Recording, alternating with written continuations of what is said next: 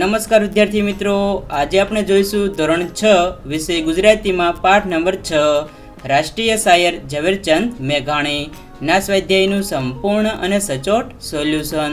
તો ચાલો શરૂ કરીએ। મુખ્ય સવાલ 1 વાતચીત। પ્રશ્ન પહેલો, કઈ વાત અથવા પ્રસંગ તમને ગમ્યા, કેમ? વાર્તા શોધતા મેઘાણી હતાશ થયા। ત્યાં ઢેલી બહેન મેરાણી મળ્યા। પોણી રાત જાગીને તેમણે મેઘાણીભાઈને ગીતો સંભળાવ્યા। મેઘાણીભાઈનો હાથ લખતો રહ્યો ને કાન સાંભળતા રહ્યા। ઢેલી બહેનનો આતિથ્ય સત્કાર। પોતે હેઠે બેસવા ગયા તો મેઘાણીભાઈ બોલ્યા, હા છે, તમે અહીં ઉપર બેસો, નહીતર હું નીચે બેસું। આ પ્રસંગ મને ખૂબ ગમ્યો। એવો બીજો પ્રસંગ ગમ્યો તે ચારણ કન્યાને હીરબાઈનો। એક પ્રસંગમાં ઢેલી બહેનનું આતિથ્ય ને મેઘાણીભાઈના માનવીય વિવેક, તો બીજામાં નાની ચારણ કન્યાનું કાઠિયાવાડી શૌર્ય। 2. કવિ કે લેખક કોને કહેવાય? પોતાના ભાવ, વિચાર, સંવેદના કવિતા રૂપે રજૂ કરે તે કવિ, અને ગદ્ય રૂપે લખીને એને કોઈ સ્વરૂપ આપે તે લેખક। દાખલા તરીકે વાર્તા, લોકકથા, જીવનચરિત્ર વગેરે। 3. તમને યાદ હોય તે કવિ અને લેખકોના નામ કહો। મારા પ્રિય લેખકો: જીવરામ જોશી, રમણલાલ સોની, હરીશ નાયક, યશવંત મહેતા, ઈશ્વર પરમાર વગેરે। મારા પ્રિય કવિઓ: ત્રિભુવન વ્યાસ, સુરેશ દલાલ, રમેશ પારેખ, ચંદ્રકાંત શેઠ વગેરે। અહીં તમે બીજા કવિ અથવા લેખકોના નામ લખી શકો છો। 4. તમને કવિ કે લેખક મળે તો તેમને કેવા પ્રશ્નો પૂછો? મને કવિ કે લેખક મળે તો મને ઘણા પ્રશ્નો પૂછવાનું મન થાય, જેવા કે તમને નવી કવિતા કે નવો લેખ લખવાનો વિચાર કેવી રીતે આવે છે? લખતી વખતે તમે શબ્દકોશ લઈને બેસો છો? તમને ભગવાન લખાવે છે? લખ્યા પછી તમને કેવો અનુભવ થાય છે? લખીને ફરી વાંચો છો? તમારા જેવું મારે લખવું હોય તો શું કરવું પડે? આવા અલગ અલગ પ્રશ્નો પૂછી શકાય। 5. એવી કઈ વાતો છે જેના કારણે મેઘાણી કવિ અને લેખક બન્યા? બગસરાની મિડલ સ્કૂલમાં ભણતા હતા ત્યારે પ્રાર્થના બાળ મેઘાણી ગવડાવતા। જૈનોની પાઠશાળામાં સ્તવનો પોતે ગાતા। 12 વર્ષની ઉંમરે એમણે એક કવિતા લખી અને એ કવિતા વિદ્યાર્થી સંઘ દ્વારા ધર્મગુરુની પ્રેરણાથી મહેમનશ્રી આગળ રજૂ કરી। એ પછી એમને સાહિત્ય સર્જન માટેની અનુકૂળતા મળતી ગઈ। 6. તમને કુદરતી જગ્યાઓમાં ફરવાના કયા અનુભવ છે? કુદરતી જગ્યાઓમાં ફરતા મને લાગ્યું છે કે આપણે કુદરતી જગ્યાઓને કુદરતી રહેવા દીધા નથી। આપણા સ્વાર્થ ખાતર એ સુંદર મજાના સ્થળોને ગંદા બનાવી મૂક્યા છે। આપણે ત્યાં જઈને કચરો ઠાલવતા જઈએ। કુદરતે સર્જેલા સ્થળો, હવા, પાણીને આપણે દૂષિત કરી મૂક્યા છે। 7. તમને કે તમારા ભાઈ, બહેન, મિત્રોને શું ભેગું કરવું ગમે? જેમ કે પીછા, છાપા, લખોટી, ગીતો, પથ્થર, શાયરી, ઢાંકણા, ટિકિટ વગેરે। તમે તે બધું કઈ રીતે એકઠું કરશો તે કહો। મને પથ્થર તેમજ ટિકિટોનો સંગ્રહ કરવો ગમે છે।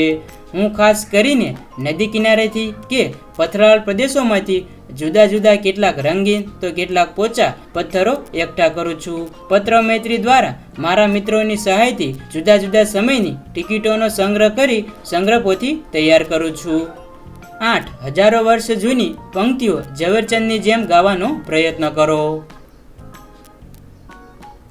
9. એવું મેઘાણીનું કયું કામ છે કે જેથી તમને શાબાશ ઝવેરચંદ કહેવાનું મન થાય? ઝવેરચંદ મેઘાણીના અનેક કામોમાંથી 2 કામો એવા છે કે જેથી મને શાબાશ ઝવેરચંદ કહેવાનું મન થાય। પહેલું, લોક સાહિત્યના પ્રદાન સાથે ગાંધીજી જ્યારે ગોળમેજી પરિષદમાં લંડન જવાના હતા ત્યારે તેમણે ગાયેલું છેલ્લો કટોરો ઝેરનો આ પી જજો બાપુ। 2. શૌર્ય, સ્વાર્પણ, ત્યાગ ને સેવાના કાર્યો કરનાર રવિશંકર મહારાજની કથા માણસાઈના દીવા। મુખ્ય સવાલ 2, એ સિંધુડો જપ્ત થયો, બાળપણના સંગી હતા સુધીનો પાઠ મનમાં વાંચો। પાઠમાંના અર્થ પ્રમાણે નક્કી કરો કે વાક્ય સાચું છે કે ખોટું, તે પ્રમાણે વાક્યોની સામે ખરું કે ખોટું કરો। પહેલું, સિંધુડોના કાવ્ય વાંચનાર કે સાંભળનારનો અંગ્રેજ સરકાર વિરુદ્ધ ગુસ્સો વધી જતો હતો, તો ખરું। 2. ઝવેરચંદ શરમાળ હતા પણ તેમને ઘણા મિત્રો હતા, તો ખરું। 3. ઝવેરચંદ પહાડ, ઝરણા, વનરાજી વચ્ચે મોટા થયા, તો ખરું। 4. પોતાની વાછરડીને સિંહથી બચાવનારી ચારણની છોકરીને જોઈને ઝવેરચંદે ચારણ કન્યા ગીત રચ્યું. તો ખરું. 5. ઝવેરચંદે બધી વાર્તાઓ જેમ બોલાતી હોય તેમ જ લખી છે. તો ખરું. 6. મેઘાણીએ બાળકો, કિશોરો અને મોટેરા એમ બધા માટે ગીતો, વાર્તાઓ લખ્યા છે. તો ખોટું. 7. હીરબાઈ, આલેખ કરપડો, જોગીદાસ ખુમાણ, દાના ભગત, સંત દેવીદાસ વગેરે જીવતા જાગતા માણસો હતા. તો ખરું. 8. ઝવેરચંદ મેઘાણી લોકકથાકાર તરીકે પ્રખ્યાત છે. તો ખોટું. મુખ્ય સવાલ 3. નીચે આપેલા વાક્યો વાંચીને એ વાક્યોમાં રેખાંકિત કરેલા શબ્દનો અર્થ શું થશે તે શોધી કૌંસમાંથી તે શબ્દ શોધો અને તેની નીચે લીટી દોરો. પહેલું, આગળ નીકળી ગયેલા મિત્રને અમે ઊભા રહેવા કહ્યું પણ તેણે સાંભળ્યું નહીં. પછી મેં તેને બુલંદ અવાજે ઊભા રહેવા કહ્યું ત્યારે તે ઊભો રહ્યો. તો બુલંદનો અર્થ થશે મોટા અવાજે. 2. વિકરાળ, તો તેનો અર્થ થશે ભયાનક. 3. ખમીરવંતો, તો તેનો અર્થ થશે જોશીલો. 4. આકાંક્ષા, તો તેનો અર્થ થશે તીવ્ર ઈચ્છા. 5. હાકોટા, તો તેનો અર્થ થશે બૂમો. મુખ્ય સવાલ 4. વાક્ય વાંચી આપેલ શબ્દના સાચા અર્થની સામે ખોટું કરો. પહેલું, પાનો ચઢાવવો, તો તેનો અર્થ થશે પ્રોત્સાહન આપવું. 2. જપ્ત કરવું, તો તેનો અર્થ થશે બળજબરીથી લેવું. 3. ખજાનો ખોલવો, તો તેનો અર્થ થશે મૂલ્યવાન ભંડાર ખોલવો. 4. પાણી આવી ગયું, તો તેનો અર્થ થશે આંસુ નીકળી આવવા. મુખ્ય સવાલ 5. નીચેના પ્રશ્નના જવાબ લખો. પહેલું, મેઘાણીને કયા કયા ઉપનામ મળ્યા હતા? મેઘાણીને પહાડનું બાળક, વિલાપી, જનક રાજા તેમજ રાષ્ટ્રીય શાયર ઉપનામ મળ્યા હતા. 2. લોકસાહિત્ય એકઠું કરવામાં મેઘાણીને કઈ કઈ તકલીફો પડી હતી? લોકસાહિત્ય એકઠું કરવામાં મેઘાણીને આ પ્રમાણે તકલીફો પડી હતી.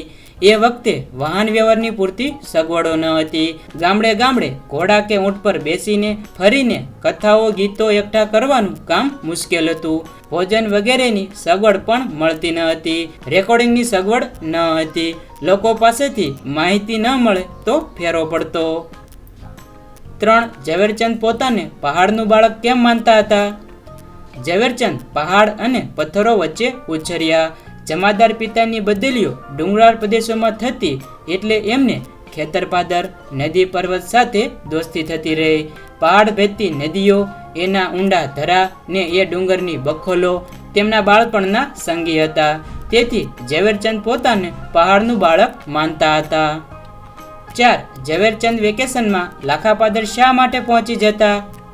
જેમ ગાય વાછરૂને ખેંચે એમ લાખાપાદર થાણું, એની ઊંચી ભેખડો, વસમો વાંકડો, ઘૂમટો તાણીને વહેતી ગૌમુખી ગંગા, ડુંગરની બખોલો ને પહાડ ભેદતી નદીઓના ધરા ઝવેરચંદને ખેંચતા હતા. બાળપણના એ સંગીને મળવા વેકેશનમાં ઝવેરચંદ લાખાપાદર પહોંચી જતા. 5. વેણીના ફૂલ અને કિલ્લોલ પુસ્તકો કેમ ગમી જાય એવા છે? વેણીના ફૂલ અને કિલ્લોલ પુસ્તકોમાં ઝવેરચંદ મેઘાણીએ બાળકો અને કિશોરો માટે લખેલા સુંદર ગીતો આપેલા છે. આ ગીતો સૌને ગમી જાય એવા છે. મુખ્ય સવાલ 6. કારણ લખો.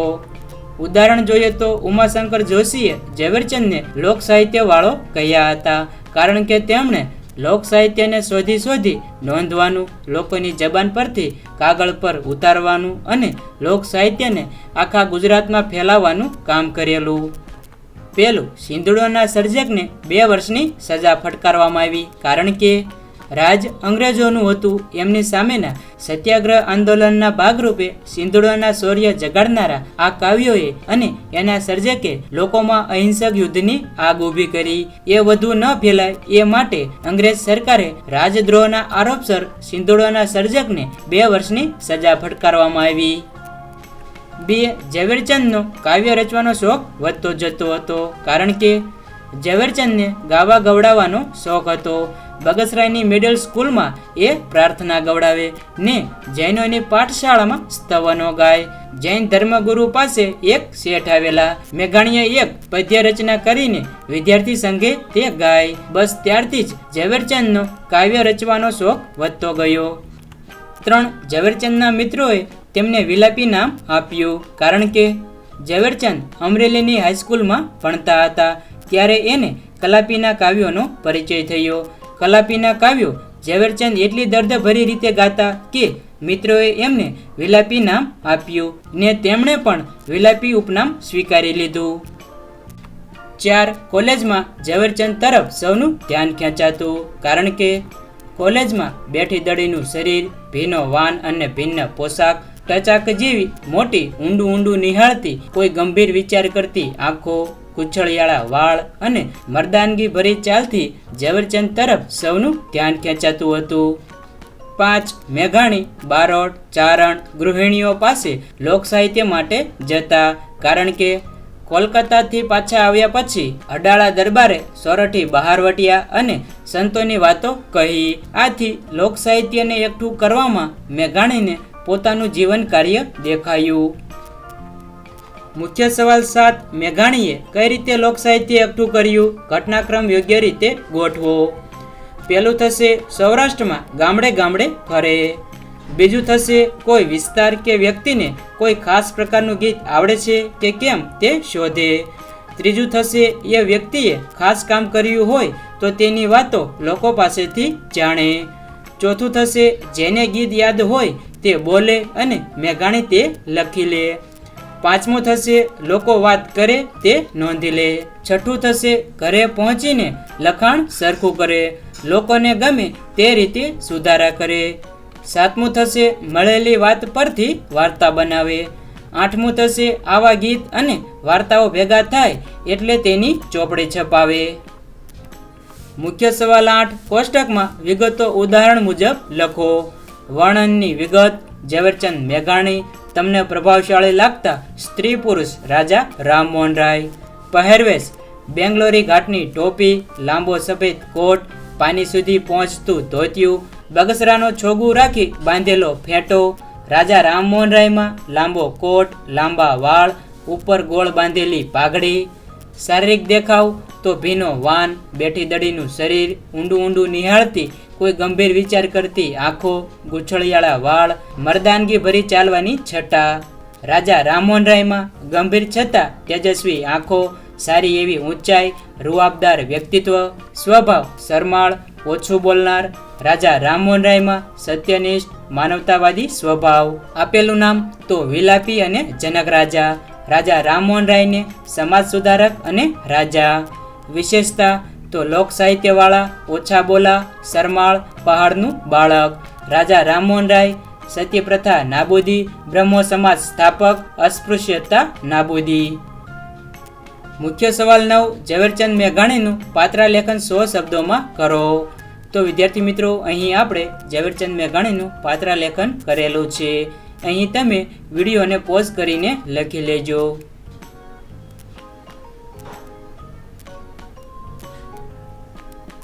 મુખ્ય સવાલ 10. તમારા વિસ્તારમાં બોલાતા તળપદા શબ્દોનો ઉપયોગ કરી વાક્ય લખો.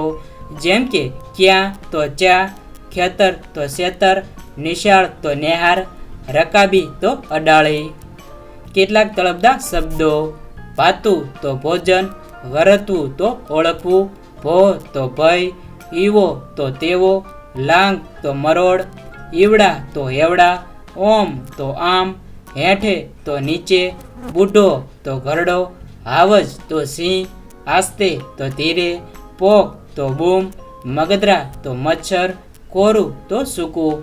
તો કેટલાક તળપદા વાક્યો: ચારના ક્યાં જોતા એટલે ક્યારના ક્યાં ગયા હતા. હું તો નહીં આવું એટલે હું તો નહીં આવું. ઓમનો આય તન આલુ એટલે આમ આવ તને મેથી પાક આપું.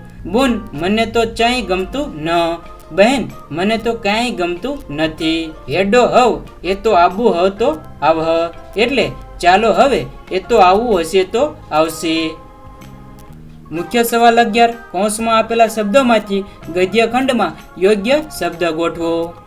અમે બધા મિત્ર નેસમાં બેઠા હતા. સૂર્ય હજી હમણાં જ આથમેલો. રોળકોળ વેળા હોવાથી હજી અંધારું ઉતર્યું ન હતું. તેવામાં હોંકારા સંભળાયા. અમે બધા લાકડીઓ લઈને અવાજની દિશામાં ધસી ગયા. પહોંચતા જોયું કે સિંહે ગાયની ઓળકીનો શિકાર કરેલો અને એક ચારણ છોકરી ડાંગ લઈને સાવજની સામે થયેલી. તો વિદ્યાર્થી મિત્રો ગુલાબી કલરમાં આપણે ખાલી જગ્યા પૂરેલી છે.